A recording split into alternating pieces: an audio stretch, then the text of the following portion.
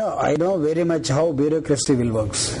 ఈ level of operations ఎలా ఉంటాయంటే కింద ఉండే ఎస్ఐ కానీ లేకపోతే ఆయన పైన ఉండే సిఐ కానీ ఆ తర్వాత డిఎస్పీ ఏసీపీ కానీ డీసీపీ వీళ్ళు తీసుకునే కాదు, పైనుంచి వీళ్ళకి ఆదేశాలు వస్తాయి. మీరు చెప్పినట్టుగా ఎలక్షన్ టైంలో విజయమ్మ గారిని కారు దించేసి చిన్న సూట్ కేసులో ఏముందో తీరిన బట్టలు ఉన్నాయి, 2 జతలు 3 జతల బట్టలు ఉంటాయి, దాని అక్కడ ఓపెన్ చేసి చూసిన విధానం ఇది ఒక రాక్షసత్వాన్ని ఆ రోజు చూపించింది. దానికి మూల్యం కూడా ప్రభుత్వం చెల్లించడం జరిగింది. ఎన్నికల్లో ప్రజలు ఎవరు ఓటేశారో ఆ రోజు కనపడింది. ఈ రోజు విజయమ్మ గారిని కానీ తన భార్యను కానీ కనీసం చూడటానికి కూడా దగ్గరికి రానియకుండా చేసిన నేపథ్యంలో ప్రజలు గుర్తుపెట్టుకున్నారు, దే రిజిస్టర్డ్. ఈ రోజు రాష్ట్రంలో మీరు ఆ విజువల్స్ ఎందుకు చూపించట్లేదో నాకైతే అర్థం కావట్లేదు. అని కనీసం రాత్రి జరిగినట్టు ఘటన విజయమ్మ దాదాపు 1.5 గంటల సేపు వెయిట్ చేయాల్సి వచ్చింది అక్కడ కారులో నిలబడి కూర్చొని. బంధువులందరూ కూడా కారులో వెనకాల చెమట పోస్తున్నా సరే పోలీసులు వలయమైన మధ్యలో ఉండి కూర్చోవాల్సిన అవసరం ఏర్పడింది. అంటే తర్వాత మీరు ఆఫ్టర్ 1 అవర్ తర్వాత మీరు పంపారు కదా, ఆ డిసిషన్ ముందెందుకు తీసుకోలేకపోయారు? జగన్ మాట్లాడిన దశలో నీరసంగా నడిచిపోతా ఉంటే తనకి తన పక్కన తల్లి ఉంటే ఎంత ధైర్యం ఉంటుంది, లేకపోతే తన తల్లి ఉంటే కనీసం 2 కన్నీటి బొట్లు రాల్చుకోవడానికైనా దుఃఖంతో మాట్లాడుకోవడానికైనా ఒక అవకాశం ఉండేది. 1 గంట తర్వాత మీరు పంపించారు. అల్టిమేట్ గా మీరు ఏం చేయగలరు? మేము చేసినటువంటి ఆ ఒత్తిడికి, మేము చేసినటువంటి ఆర్గ్యుమెంట్ కి మీరు ఎక్కడి నుంచో పర్మిషన్ తీసుకున్నారు, పంపించేశారు. కానీ మీరు దాన్ని ఆ డిస్టెన్స్ ఎందుకు మెయింటైన్ చేస్తున్నారు? నేనేమడుగుతున్నానంటే ఇది ఎక్కడి నుంచో వీళ్ళకి ఆదేశాలు వస్తూ ఉన్నాయి. ఈ ఆదేశాల ప్రకారం జగన్ ని కలవనివ్వద్దు, జగన్ ని కనపడనివ్వద్దు, జగన్ ని మాట్లాడనివ్వద్దు, జగన్ కి ఏది చదవడానికి వీల్లేదు అంటే జగన్ ని మొత్తం లిమిటెడ్ దీనిలో పెట్టేసి ఆయన ఒక లిమిటేషన్ లోనే మాత్రం యాక్ట్ చేయాలనుకుంటే తను బాహ్య ప్రపంచాన్ని చూడగలుగుతున్నా. మీరు 4 గోడల మధ్య పెట్టినా బాహ్య ప్రపంచంతో అతను ఒక కనెక్టివిటీ ఉన్నట్టుగా భావిస్తాం. అందుకే మీరు ఢిల్లీలో తీసుకున్న నిర్ణయం కానీ లేకపోతే మీరు తీసుకున్న నిర్ణయాలన్నీ కూడా జగన్ ఊహించగలుగుతున్నాడు. ఇలాంటి విజనరీ ఈ రాష్ట్రానికి దేశానికి కావాల్సిన అవసరం ఉంది. జగన్ పార్టీ తీసుకున్న నిర్ణయం ఈ రోజు ఈ రాష్ట్ర ప్రజలందరూ కూడా దాని వెనకాల పోతున్న నిర్ణయం. అదేవిధంగా మిగతా రాజకీయ పార్టీలు కూడా గత్యంతరమైన పరిస్థితుల్లో పోతున్న నిర్ణయం తప్పుడు నిర్ణయం అనే ఒక పక్క తెలుస్తూ ఉన్నది. ప్రజల ఆమోదయోగం కాని నిర్ణయం తెలుస్తూ ఉన్నది. ప్రజాస్వామ్య వ్యవస్థలో ప్రజలకు దూరంగా చేసినటువంటి ఏ నిర్ణయాలు కూడా ఎక్కువ కాలం ఉండలేదే.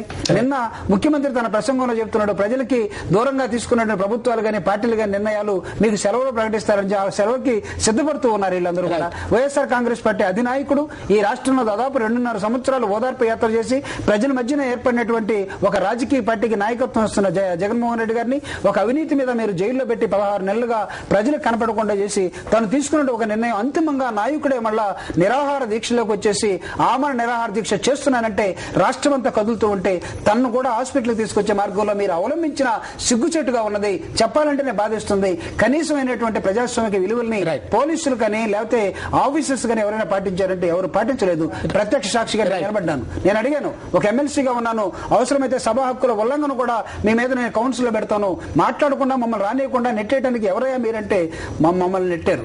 మొత్తానికి నెట్టారు, భార్యని నెట్టారు, కనపడకుండా చూశారు. ఇంకెవరితోటి మీరు మాట్లాడతారు? నిన్న రాత్రి జరిగిన పరిణామాలు తీవ్ర విమర్శలకు దారితీస్తున్న పరిస్థితి మనం చూస్తున్నాం. చూస్తున్నాం జూపిడి ప్రభాకర్ గారు, వైఎస్ జగన్ తన దీక్షను విరమించాలనే ఒత్తిడి రాష్ట్ర వ్యాప్తంగా కూడా పెరుగుతోంది. ఆయన ఆరోగ్యం క్షీణిస్తుందనే ఆందోళన అభిమానులు గానీ ప్రజల్లో గానీ పార్టీ నాయకులు కార్యకర్తలు కూడా పెరుగుతున్న నేపథ్యంలో దీక్షను విరమించి మరో రూపంలో ఆందోళనను కొనసాగించాలనే ఒక విజ్ఞప్తి చేస్తున్నారు. శ్రేణులు ఎట్లా చూస్తారు? అంటే ఇది చాలా కరెక్ట్ ఒపీనియన్ గా నేను భావిస్తా ఉన్నాను. జగన్మోహన్ రెడ్డి గారు ఈ రోజు ఈ రాష్ట్రానికి అవసరం.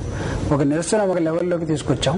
ఈ రాష్ట్రంలో ఢిల్లీ పెద్దలు చేసినటువంటి బ్యాడ్ డెసిషన్ ఏదైతే ఉందో దాన్ని ఖచ్చితంగా మెడలు వంచాల్సిన అవసరం ఉందని రాష్ట్రం అంతా భావిస్తూ ఉంది. ఈ సమయంలో ఇప్పుడు పార్లమెంట్ జరుగుతూ ఉంది. పార్లమెంట్ లో రాజశేఖర రెడ్డి ద్వారా వెళ్ళినటువంటి మంత్రులు ఉన్నారు, ఎంపీలు ఉన్నారు.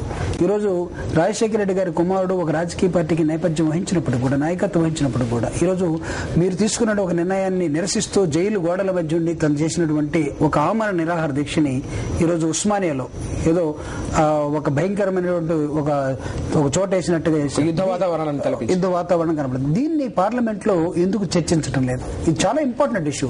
రేపు ప్రజలు అడిగితే మీరు సమాధానం చెప్పాలి. మీరు వైఎస్ఆర్ రాజశేఖర రెడ్డి ద్వారా గెలిచినటువంటి వాళ్ళు జగన్మోహన్ రెడ్డి ఆరోగ్యం రాష్ట్రం కోసం నిరసించిపోతే అతను కోమాలోకి వెళ్ళిపోతా ఉంటే మీరు పార్లమెంట్ లో ఎందుకు చర్చించలేదు? రేపు అడిగితే వాళ్ళ దగ్గర సమాధానం ఉండాలి. కాబట్టి బాధ్యత ఉందని ఎవరైనా అనుకుంటే ఈ రోజు పార్లమెంట్ లో జగన్మోహన్ రెడ్డి గారి ఈ ఆమరణ నిరాహార దీక్ష మీద, ఈ అరెస్ట్ మీద, లేకపోతే ఆయన అవినీతి ఆరోపణలు అని చెప్పి ఆరోపణ చేసిన దాని మీద ఖచ్చితంగా చర్చ జరగాలి. రెండవది, ఇక్కడున్న ప్రభుత్వం కూడా కదలాలి. ఈ ప్రభుత్వం ఏదో అది జైలుకి సంబంధించిన అంశం మాకు కాదనుకుంటే కుదరదు. ప్రభుత్వం ఒక డెలిగేషన్ పంపాలి. ప్రభుత్వం కూడా కదిలి అక్కడ ఉస్మానియాలో ఏం జరుగుతుందో, Jaganmohan Reddy is a valuable leader.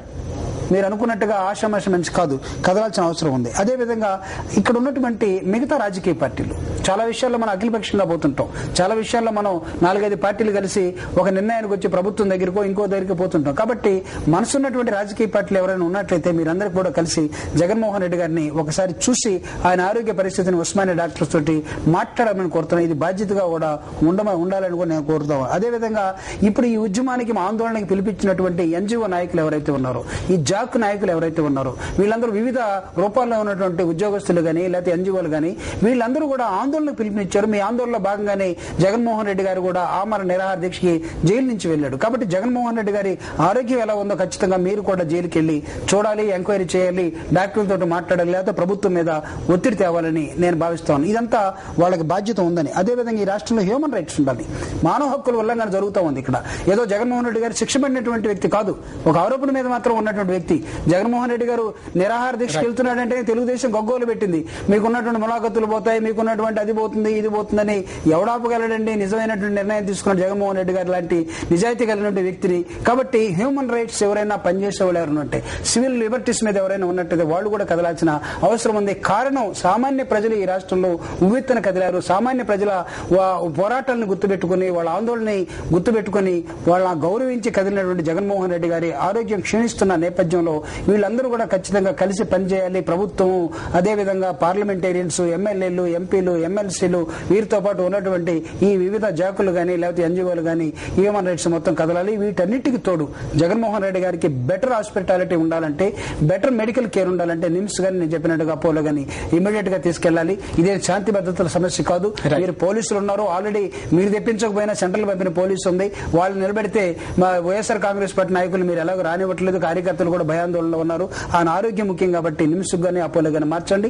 వీటితో పాటు I appeal again and again my personal appeal to Jaganmohan Reddy, మీరు ఈ దశలో విరమించి రాబోయే ఉద్యమాలకి నాయకత్వం వహించాలి. ఈ రాష్ట్రాన్ని మీరు ఖచ్చితంగా పరిపాలించాల్సినటువంటి వ్యక్తులు కాబట్టి రాష్ట్ర ప్రజల ఆలోచనని